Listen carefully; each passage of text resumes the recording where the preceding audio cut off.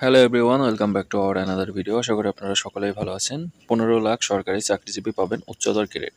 হ্যাঁ ভিউয়ার্স, নতুন একটা আপডেট ভিডিও এখানে প্রকাশ করা হয়েছে। এখানে দেখুন কি বলতে আছে। 15 লাখ সরকারি চাকরিজীবী উচ্চতর গ্রেড পাওয়ার বিষয়ে পূর্ণাঙ্গ রায় প্রকাশ করেছে আপিল বিভাগ।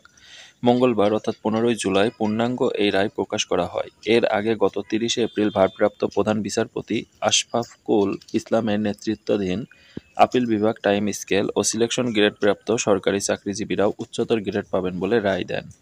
এর ফলে প্রায় 15 লাখ সরকারি ও স্বায়ত্তশাসিত প্রতিষ্ঠানের কর্মকর্তা-কর্মচারীরা এই সুবিধা পাবেন। জারি করা অর্থ মন্ত্রণালয়ের পরিপত্র থেকে জানা যায়, একই পদে কর্মরত কোনো সরকারি কর্মচারী 2 বা তার চেয়ে বেশি টাইম স্কেল বা সিলেকশন গ্রেড পেয়ে থাকলে নতুন পে স্কেল অনুযায়ী তিনি উচ্চতর গ্রেড পাবেন না।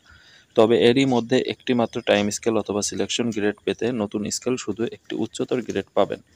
পরিপত্রটি জারি হওয়ার পর সরকারি চাকরিজীবীদের মধ্যে অসন্তোষ দেখা দেয়। পরিপত্রের আদেশের বৈধতা চ্যালেঞ্জ করে বিভিন্ন সময়ে হাইকোর্টে একাধিক রিট করেন সরকারি চাকরিজীবীরা। উল্লেখ্য, সরকারি চাকরিতে নিচের স্তরের কর্মচারীদের আর্থিক সুবিধা নিশ্চিত নতুন পে স্কেল স্বয়ংক্রিয়ভাবে উচ্চতর গ্রেড প্রথা প্রবর্তন করে সরকার।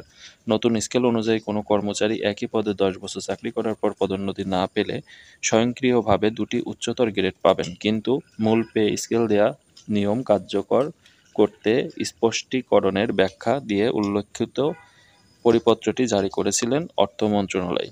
মূল পে স্কেল কার্যকর হওয়ার 3 মাস পর গত বছরের সেপ্টেম্বরে পরিপত্রটি জারি করা হয়েছিল।